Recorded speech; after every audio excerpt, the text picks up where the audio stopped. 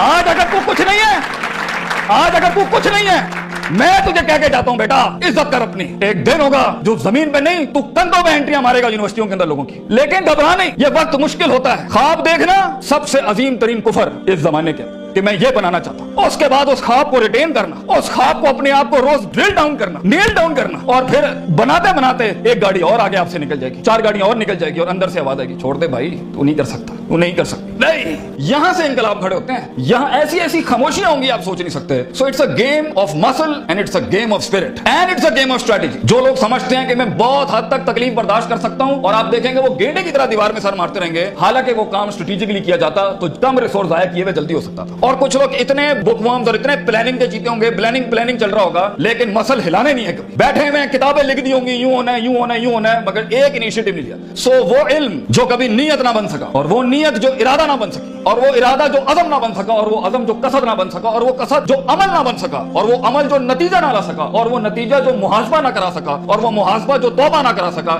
ایسے علم کے بارے میں تو اللہ قرآن میں کہتا ہے کمثل حمار یحمل اسفار، یہ گدھے ہیں جنہوں نے کتابیں اپنے اوپر رکھ لی ہیں.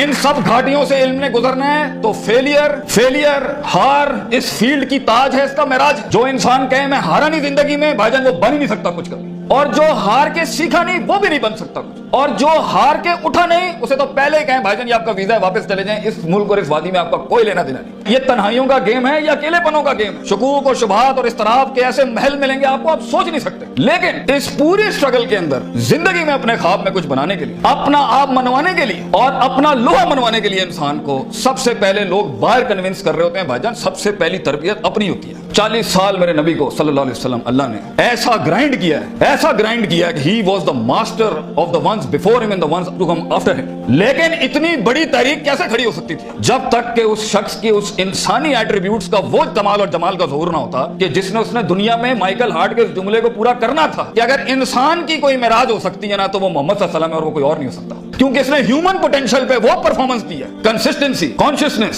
سرٹنٹی، یقین، صبر، استقلال، تحمل، مستقل مزاجی، دوام، اور اس کے بعد روحانیت، اسپرچویلٹی، تعلق باللہ، تزکیہ، تعلیم، حکم کے ایسے باپ باندھے ہیں. اس نیچرل کیپیسٹی اور پوٹینشل پہ ایز اے ہیومن بینگ یہ ایسی کوئی مثال نہیں ملتی، نہ پہلے نہ آخری کے اندر. اس لیے پروفٹ صلی اللہ علیہ وسلم was the biggest phenomenon in human life that can happen. ایک شخص اتنی ایکچولائز لائف کیسے جی سکتا ہے؟ یہ تبھی ہو سکتا ہے جب ہمیں جذبات، محبت، غضب، دکھ، درد، امیدیں یہ فیولڈ ہوتے ہیں، یہ نائٹروز ہوتے ہیں جو کبھی کبھی دیے جا سکتے ہیں. مگر اتنا لمبا سفر ہے یہ، اتنا تھکا دینے والا سفر ہے یہ، اتنا توڑ دینے والا سفر ہے یہ. اس میں محض جذباتوں کے ساتھ نہیں کھیلا جا سکتا. اس میں انسان کو اصول چاہیے، اس میں انسان کو عقیدہ چاہیے، اس میں انسان کو نظریات چاہیے، تفکر چاہیے، تفکر فی الشرع چاہیے، تفکر فی الکون چاہیے. اسے وہ سوچ چاہیے جو اس کے اندر سے سیلف پروڈکٹیوٹی کریٹ کرتی ہو کہ this is an ought for me to do it. میں اس لیے نہیں کر رہا کیونکہ میں نے اس کو گرانا ہے، میں نے اس کو نیچے لگانا ہے، میں نے اس میں شہرت حاصل کرنی ہے، میں نے اپنے نفس کو پروف کرنا ہے. ویژن بنایا اس لیے جاتا ہے because it is the ought of the time. یہ اس لیے کر رہا ہوں کیونکہ یہ ہونا چاہیے، اور یہ اس لیے کر رہا ہوں کہ شاید عرش کے بادشاہ نے مجھے